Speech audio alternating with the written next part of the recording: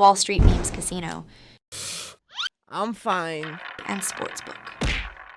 Get a sign-up bonus of 200% up to $25,000 when joining today. Sign up now. Terms and conditions apply. This is KUGAN CASSIUS for IFL TV. Delighted to be joined on a brisk Sunday evening by Mr. Gareth A.Davies. All right, mate? Yeah, what's a brisk Sunday evening then? Well, it's just a bit chilly, isn't it? Brisk means quick. Brisk. That can be alluded to weather, surely, no? It's a brisk walk, isn't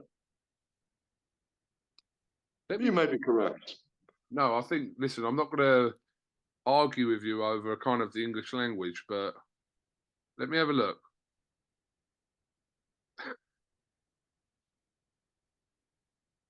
Energetic and active. Okay, energetic and active. I don't think brisk refers to temperature. I'm going to get hammered by the comments for being pedantic here, but no, it's a brisk walk, isn't it? But to be honest, I've had a very energetic evening, to be honest. So there you go. You've had a brisk evening. There you go. Right. Well, I hope it was a lot of fun, KUGAN. Absolutely. I wondered why you were late for the interview. I've had a very brisk day as well. I've got a fire going outside in the paddock, and been for a long walk with daughter's dog. You've probably seen him down there, actually. No, he's gone to sleep. But it was a beautiful day, absolutely beautiful, almost cloudless day. You know, I know we'll talk boxing, but let's talk weather first. It's a very fine time of year, time for trimming the hedgerows and renewing the fences and getting our ducks in a row as we wait for the big heavyweight season. But there's been there's a drink called Brisk as well, by the way. Did you know that? This is heavily weighted upon #Brisk, but yeah. Right, let's Pepsi Lipton partnership. Brisk is a tea and juice brand. I hope that doesn't mean that you now get done by YouTube. No, I think we're fine. Okay, I think we're fine. Gareth, let's jump straight into last night's action. Obviously, there was a card in Belfast, and obviously there was a card over the pond. Let's just, quickly touch on the Belfast card. Lewis Crocker with a sensational knockout, I think, in the 5th round. And there's calls for a fight with Paddy Donovan, which kind of seems to make some sense now, which I'm sure that will go down very well if Crocker was to fight Paddy Donovan, obviously guided by Andy Lee. What did you think of Crocker's knockout? Well, Crocker goes from strength to strength. The victory over Tyrone McKenna was fantastic a couple of months back. He's back in action soon again. You know, as you say, dramatic 5th round knockout, looks very powerful. He's a very entertaining fighter. I indeed spoke to Paddy Donovan in December. He was in part of the Andy Lee camp. I think he'd been in camp with Joseph Parker training. In fact, he was out in Riyadh with Andy Lee and caught up with Paddy. Decent table tennis player, by the way, as well, Paddy is. And Paddy of the 100 Cousins from Limerick, isn't he? Very cultured boxer, fantastic character. He knew that he might face Crocker if Crocker was victorious against Jose Felix of Mexico. And I think that's a really good fight. Matador and the Bull, I spoke to him about that contest at the time. It's one that really looking forward to and a good test for Paddy as he grows and a great opportunity for Lewis Crocker to make another name for himself as his reputation grows at the moment.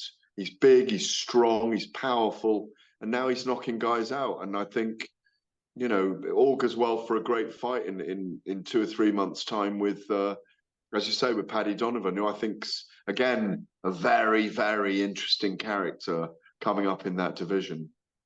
We don't see this a lot as much anymore. I think when we look at kind of how many years ago now, 10, 11 years ago, when James DeGale and George Groves were pitted together quite early on in their careers, and it didn't do them much harm. I know obviously Groves was victorious on that occasion, but they both went on to win world titles, etc. But it's good, I suppose, when fighters with not that much experience are kind of being put in what's deemed as real fights.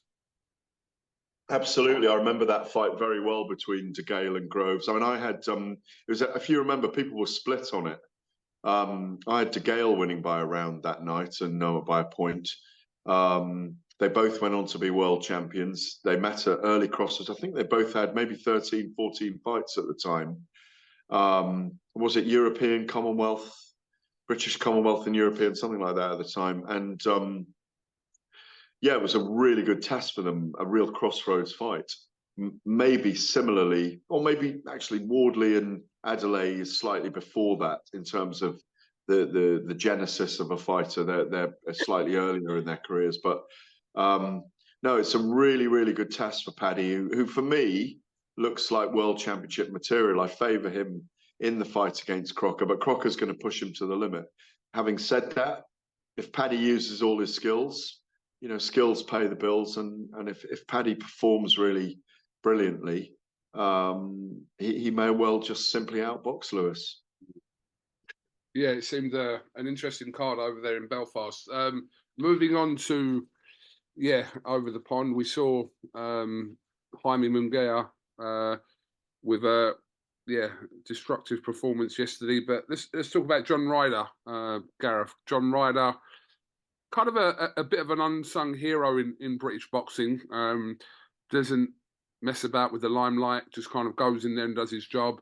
Had probably his most high-profile fights towards the back end of his career, but obviously had that fight with Billy Joe Saunders, which was nearly like 11, 12 years ago now, this fight he had with Billy Joe. But John Ryder's one of them fighters that you want good things to happen to him and you want him to get shots, etc. And he's had his moments, but obviously had the fight with Canelo, etc. But yesterday, he fell short yesterday, but he's got balls of steel.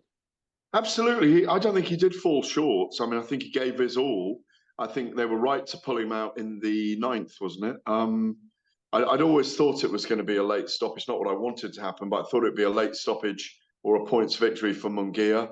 43-0 now. That was his 34th stoppage. And he's weirdly, even though he's got some significant victories under his belt, Liam Smith, I think that was at light middle, actually, but way back. Light middle or middle, the brilliant fight last year, which I thought was fight of the year against Sergei Derevyanchenko, really was my #1 fight of the year. It was tremendous action, and that 12th round that he produced, Munguia produced, was phenomenal. The victory against the likes of Gabe Rosado, and you know, look at John with the you know, as you say, formidably.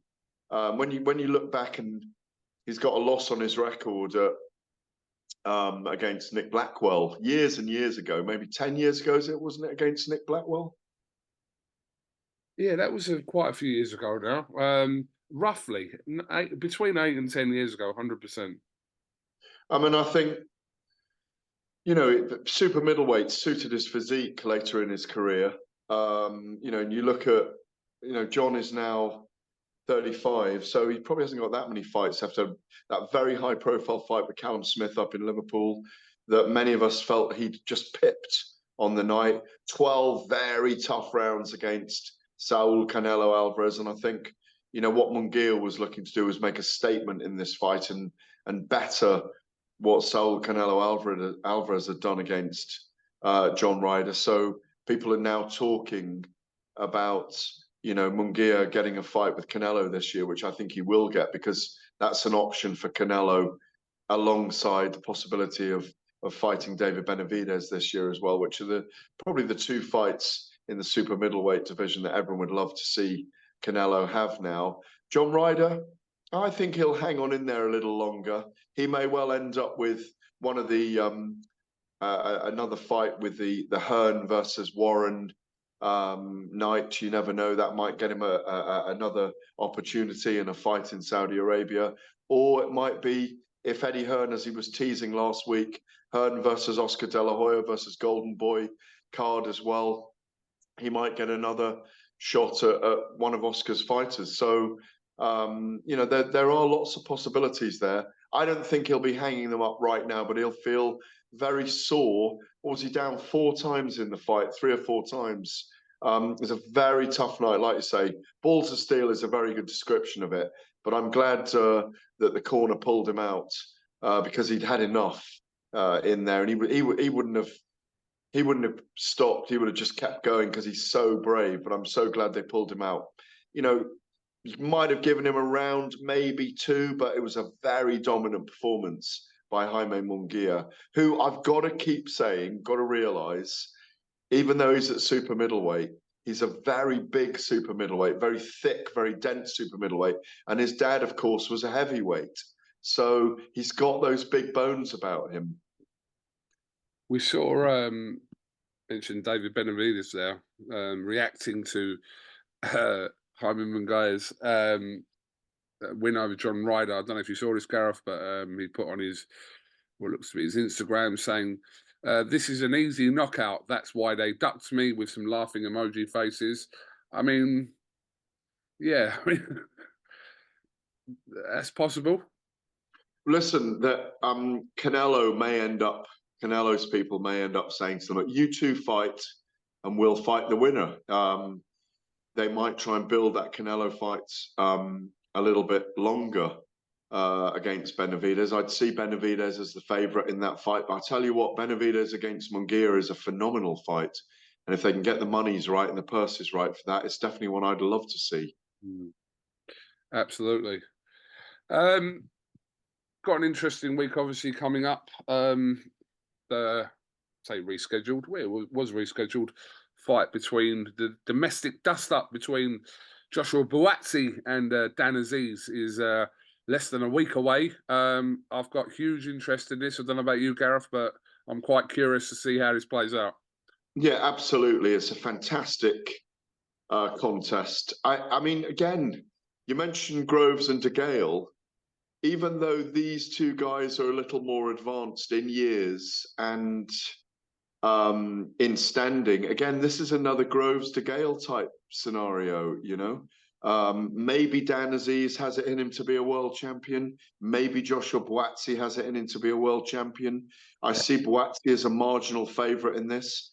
There's the frenemies story with this, that they've been friends for a very long time. And finally, in the last few weeks, and the fact it's been rescheduled is allowed, with Dan Azeez's injury, it's allowed that enmity between them to just germinate a little bit more. So, you know, I'm expecting a brisk fight. A lot of energy in the fight. Dan Azeez popping in and out, coming forward, throwing a lot of shots. Buatsi still finding himself in lots of ways for me. But I do favour him to win this. I think he's got a lot of qualities in him we haven't seen yet. I think Dan Azeez will stretch Buatsi, but I think we'll see the very best of Buatsi. It could be a classic, but I could see Buatsi winning this on points, or even by late stoppage, because I think this fight is going to go to the wire. I'm looking forward to this fight. Me too. Which is on Sky this Saturday night, which is the 3rd of February. Okay, what else has been going on in the world of boxing? Right, I'm sure you would have heard Carl Froch's comments to Hearn and Frank Warren, which obviously is a response from comments that have come to Carl. We know Carl does his own YouTube channel. He has done for a while now, Froch on Fighting. Yeah, what did you make of his comments regarding the comments to him about, you know, he's wanted a cash grab over the last 10 years, etc. And but yeah, what did you make of all those kind of comments back and forth between, the parties involved there? Well, are you referring to Froch talking about Frank Warren and the Saudi Arabians at the moment? Yes, Gareth. Yeah.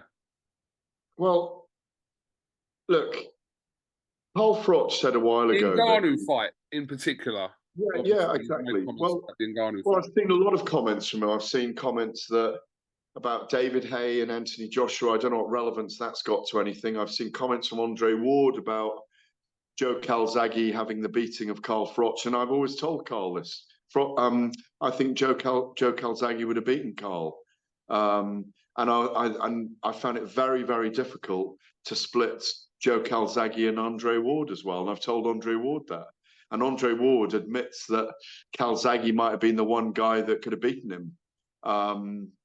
Obviously, we know that Carl and Andre had a fantastic fight. I was there in Atlantic City. And Andre Ward always found a way of beating people, and he did that night with Carl Froch. I think Carl Froch said some time ago he'd fight Jake Paul, didn't he? Yes. So, I mean, I don't really understand which camp he's in. If he'd fight Jake Paul and shut him up, which would be highly entertaining, I think we'd all pay to watch that. And what's Carl, 42 now or something? A 42-year-old. How old is Carl? I think, yeah, you're roughly around the same thing. I'm gonna check. How old is Carl? Carl is 46. Gosh, I'd love to see a 46-year-old Carl fight. What? We just knocked 4 years off his life. Well, there you go. That's how young we see him. He's 47 in July. I was quite entertained by that. I mean, I don't think Carl would have been saying no to opportunities to face. I don't think Joe Calzaghe would have said no either if they'd been around in this time and the super middleweights were going to Saudi Arabia. They would have gone for the big purses. I think Carl had, from memory, 5 or 7 of his last 12 fights were in America, where all the big bucks were. Super yeah. So he went there for the big money. I don't agree with him about Francis Ngannou and Anthony Joshua either, because there is a lot of jeopardy in that fight. We spoke about it a couple of weeks ago. Is it a cash grab? Well, if there's a big purse available for Joshua to take that fight, why not take it? He's going to have to produce on the night, because if he can't move that big rock, he's going to get hit at some point, and we're going to find out whether he's back to his best or not. So, I mean, I think Carl's just playing devil's advocate, to be honest. He often does. He's a great guy, but he likes to pinch people, doesn't he? He likes to pinch them. He likes to poke people. But I tell you something, if he was round today and he was in the mix still in a big way, I think, even though he had a brilliant 13-14 fight run at the end of his career with the super middleweight tournament, and then some amazing performances, really starting with Jean Pascal in 2008. And Jean Pascal I saw the other day in Quebec and still remembers that fight with great memories. It was a night that he treasures. I think Carl would still be in the mix. I just think he's playing games with everyone. Carl Froch is playing games with everyone, KUGAN.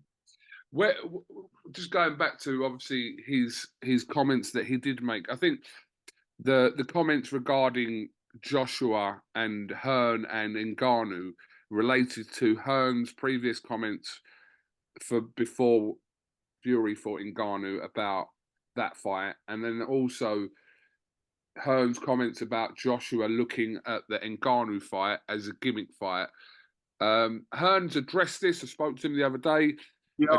This as, look, the Fury Ngannou fight changed his mind, and obviously, he was.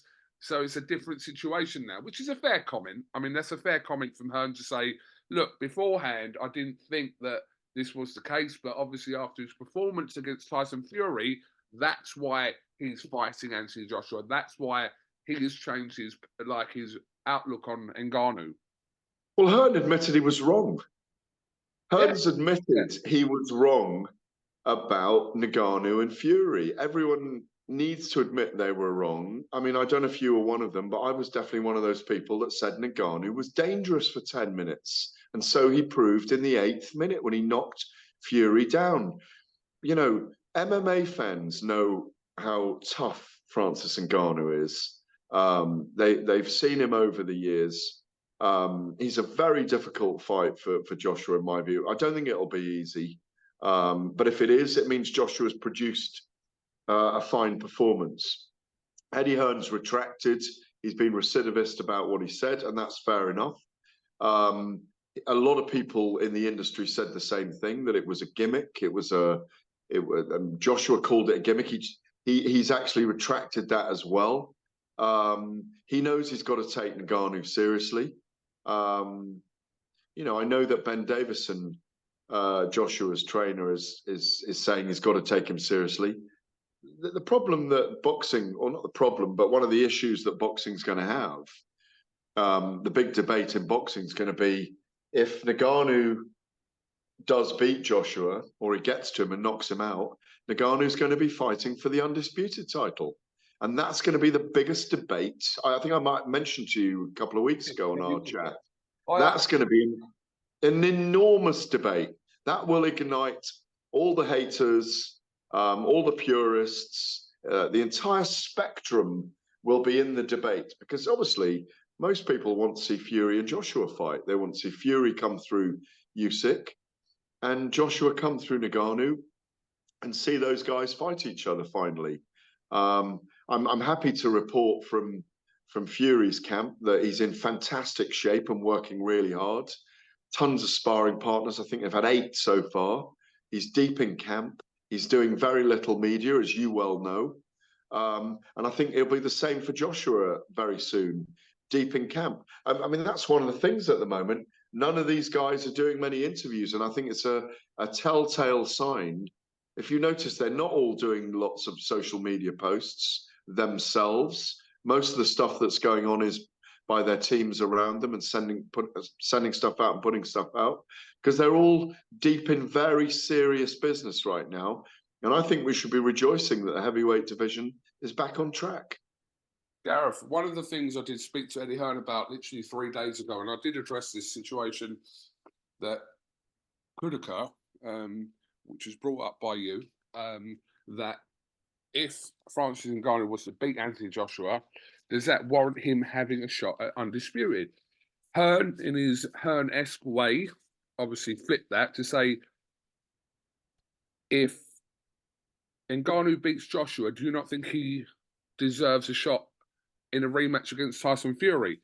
He kind of downplayed the element of it being undisputed, but his comments were, if Ngannou is to beat Anthony Joshua, do you not think he then deserves the shot?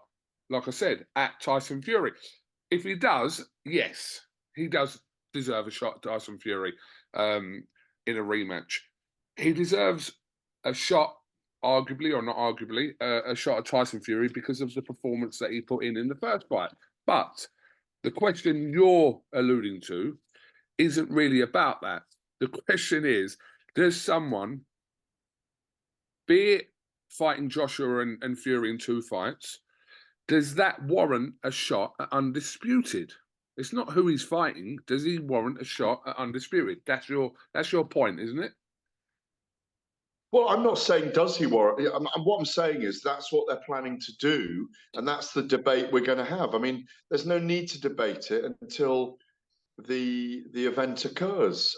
You know, certainly till afterwards. But in my view, there is a chance that Ngannou does beat Joshua. I see Joshua as a big favourite, but what you have to look at is this guy's taken his opportunity. He's a wild card in the heavyweight division, rightly or wrongly, and I see no issue with it. He's been ranked at number 10 in the WBC heavyweight rankings.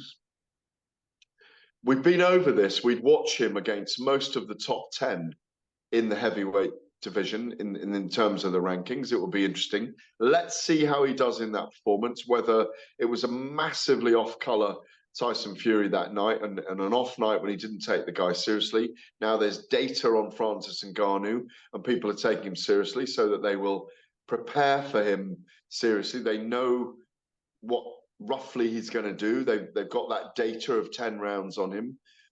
They know his weaknesses. They know his movement. His movement will be studied.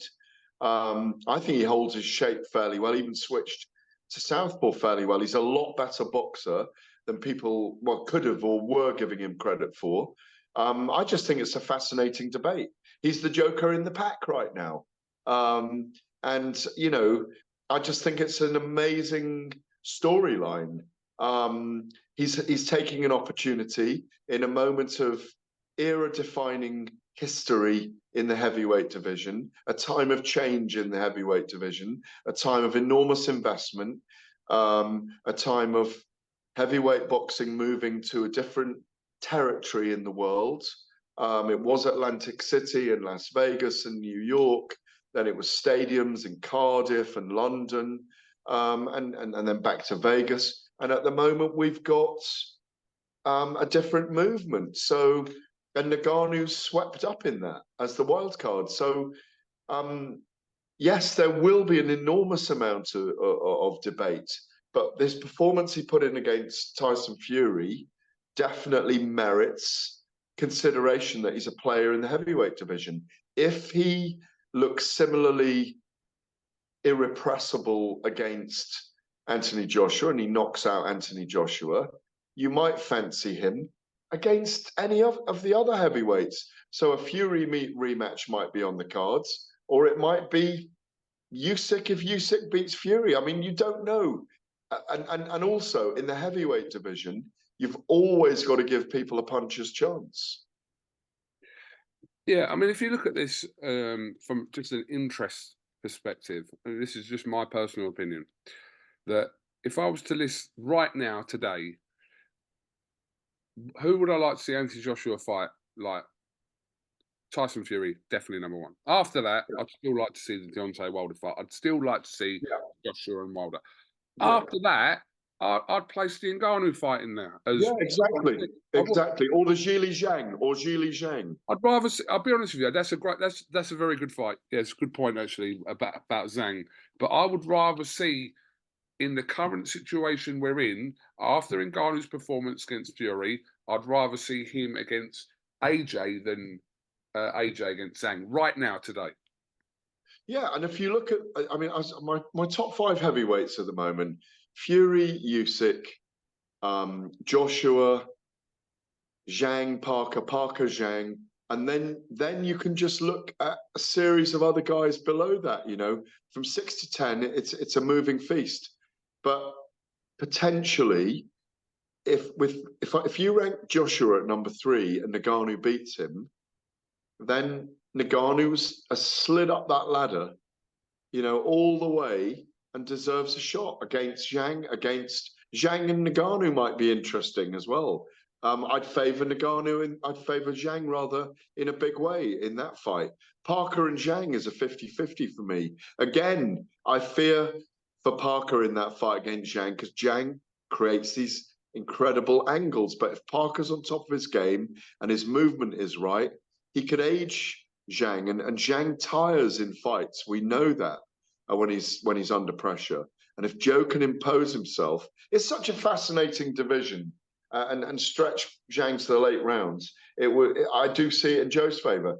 It's a fascinating division right now, and it's kind of wide open, if you like. And also, 4 or 5 of them are disappearing probably in, I don't know, 2 or 3 fights time. They're coming to the end of their age, if you like, and I think it'll be fascinating to see if Saudi Arabia invests in that next generation coming through as well. Only time will tell, Gareth. Fury-Usyk obviously quickly approaching us. 3 weeks yesterday. Yeah, 3 weeks yesterday. The clip that came out from the face-off with Fury and Alexander Usyk. Just wanted your thoughts on Fury's line that got picked up on about no man with an earring can ever beat Tyson Fury. Well, he's just promoting the event, is he? Well, I mean, I don't think that's necessarily true. What difference does an earring make? I mean, it was interesting to hear who's explained the earring, why he has an earring before with his his history with the Cossacks, which he's explained, I'm sure, to you and multiple people over the last few years. But it was an interesting clip actually that went out between the two of them. I mean, it was Tyson Fury being Tyson Fury. I know there was a few people kind of jumping on it, kind of trying to make it something it wasn't. We know that wasn't the case. It was Fury being Fury, and yeah, I mean, but it was a good clip. I'm quite interested to watch the whole version of that. Well, I just think, you know, when Tyson Fury has a go at Usyk, it just gives him fuel, if you like, because he's not someone that responds. He responds as he's walking off. He's not one of those guys that is in your face. I just think he takes it as fuel. I think he takes it back to his camp. He's going to be very, very dangerous against Tyson Fury. I mean, it's a very difficult fight. He's very technical. He moves so well. He's not easy to hit. I still think Fury's the favourite in the fight, but I just think they're both promoting the fight in their own way. They are being in their own skins. They're very comfortable with themselves at this stage. I think Fury tries to promote as well. And, you know, deep down, though, this is the most important fight of his career, because if he does beat Usyk and he doesn't want to fight again, we don't get the Joshua fight. If he can comprehensively defeat Usyk, then he almost doesn't need to fight Joshua. I think he'll be tempted back to fight Joshua anyway, but because of what's happened with Usyk and Joshua over those two fights, I think the corner can be turned on the ear if he doesn't want to have a fight after this, if he's had enough. It's interesting because the next 2 months of heavyweight boxing, more specifically, is just going to create the path for the next year or so. Definitely. Well, look, since October, we had the October and December events in Saudi Arabia. They've really done an amazing job promoting the heavyweight division, investing in it. In the course of the October, December, February and March events, the heavyweight division is really, because we're not just getting one fight on each of those cards, we're getting several fights that are shaping the division. So, you know, by March the 8th, late on that Friday night, early Saturday morning on March the 9th, we're going to know what we're getting for the rest of the year. And I don't know if we've spoken about it, but I'm delighted about Dmitry Bivol and Beterbiev, Artur Beterbiev, if that's going to be on June the 1st as well. Another fantastic fight for boxing. It's really stacking up fantastically well, boxing this year. A lot of it fascinating fights. And I think we should be rejoicing. Absolutely. I think this year has more optimism and potential than we have had over the last sort of 2 or 3 years. 100%.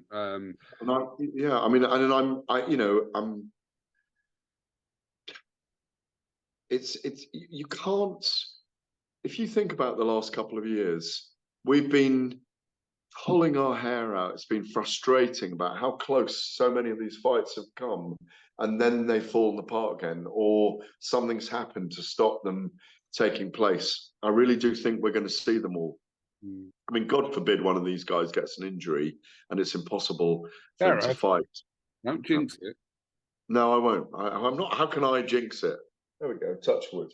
Touch wood. Right, last one. Last one before I let you leave on this brisk Sunday evening. I'm going for a brisk walk to put some more wood on that fire out in the paddock in a minute. It's a lovely quote. The 5-on-5.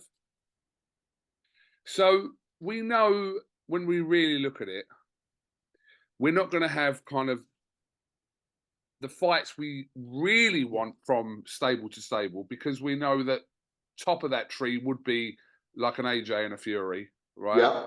Yeah. And a Matchroom. But if I was to say to you, forget all that, just list me 5 fights, regardless you could have warned me. What situations they're in. Queensbury versus Matchroom. We can do it together if you want. Yeah.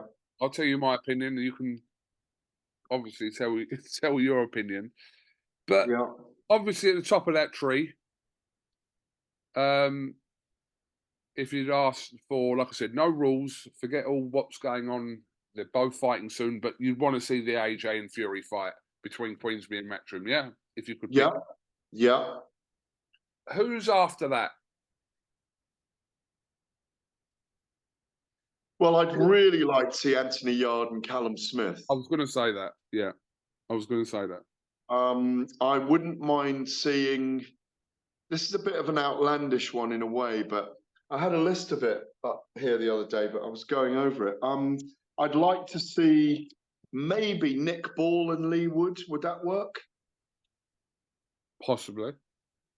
I see Lee as quite a lot bigger in stature and probably ready for super featherweight as opposed to feather. I've got a list of it somewhere here. I'm just trying to find it.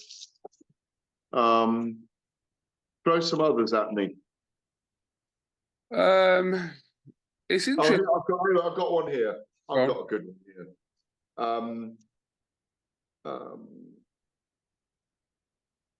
Moses Atauma and Johnny Fisher. Yes, be all over that one.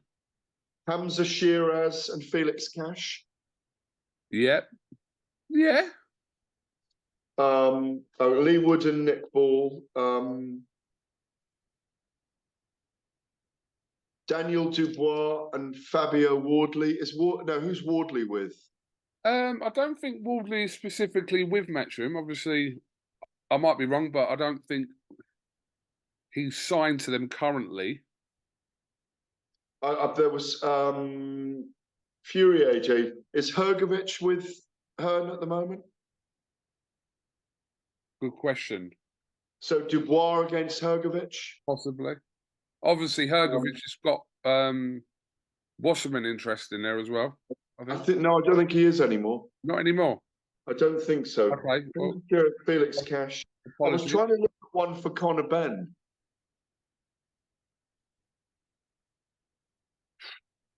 Good question. Trying to think, even across two weight categories, who could possibly be in there that you'd want to see? Yeah, my other one was Lee Wood and Nick Ball. Have you got some others then? No, not really. I mean, I agree with some of them ones there. How realistic they are is up for debate. But I think Anthony Yard and Callum Smith is realistic enough because Callum, I think, has done interviews saying he's not ready to give up the ghost yet, hasn't he? yeah, I think obviously forget AJ Fury for a minute, but I think the most sought after fight across the stables would be Yard and Smith. Yeah, at the weight. And then after that, it's like you don't know who they're discussing. Yeah, you don't. I asked Hearn about it the other day.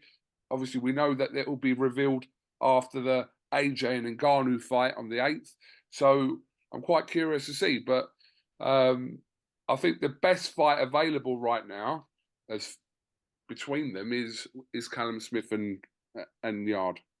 Well, yes, and also, of course, in the last week since they've been out in America, Eddie Hearn's been pushing Golden Boy against Matchroom as well. Now he's got the idea in his mind, and I think, maybe we see a boxer versus BOXXER. We could see the Sky boxer Ben Shalom Axis against someone or other. We could see Al Heyman against Bob Arum. I hope they all do it because it's a great commercial idea, and again, it's at the behest of His Excellency Turki Al-Sheikh, and what a great idea! Again, it's bringing promoters together. It's because you might end up with Matchroom and Boxer against Top Rank and Queensberry, for example, on a 10-fight card, and where you've got them all mixed, as like almost like tag teams. Why not? It's a great idea. One thing Eddie Hearn did say to me, I asked him if light heavyweight would be the highest weight category, and he said to me, not necessarily. There could be a heavyweight fight on that card. So that's interesting to see. No, kind but that could be Moses Towner and Johnny Fisher, couldn't it? Johnny Fisher wins in Vegas. possibly. I mean, I don't think it will be, but it's possible. I Why? don't know. I don't know. I don't. I Well, don't think. I don't think Johnny Fisher would say no to Moses Towner, would he? No, but I know. But kind of, I think the way Atuma and also Fisher have been built from their respective promoters, I don't think that's a fight that. I might be completely wrong. I just don't see. Would you want to see that I fight? would want to see it 100%. Exactly, and I think that's what they're doing at the But moment. do They're they want to looking at- pitch Fisher and Atuma? Like, do they think? I don't know. At that stage of their careers, It's a 50-50 fight, so it doesn't matter who wins and who loses. It doesn't mean that their career's over. You I know, want to see it. I'm just saying I don't think you could make it. You could make it a fucking 4-round fight. Johnny Fisher, Moses Towner, make it a 4-round fight like the old prize fight events. Let them just go at it. we shall wait and see. Okay, Gareth, listen, I've taken enough of your time on this brisk Sunday You've evening. been fairly brisk. You haven't been. No, you haven't been very brisk. You've been very thorough. Thanks. I'm sure we're going to catch up next week. I think we should have a catch up probably next Sunday. There'll be a lot to dissect from Saturday. Obviously, Conor Benn in action over in America on the 3rd, and Yeah. obviously that great domestic Dust up, ding dong. Domestic dong. dust up or ding dong. Between Joshua Buatsi and Dan Azeez. But Brilliant. Gareth, thank you very much, and we will catch you hopefully a week today. Lovely. No problem. Thank you very much. Pleasure. Wall Street Memes Casino, I'm fine. and Sportsbook.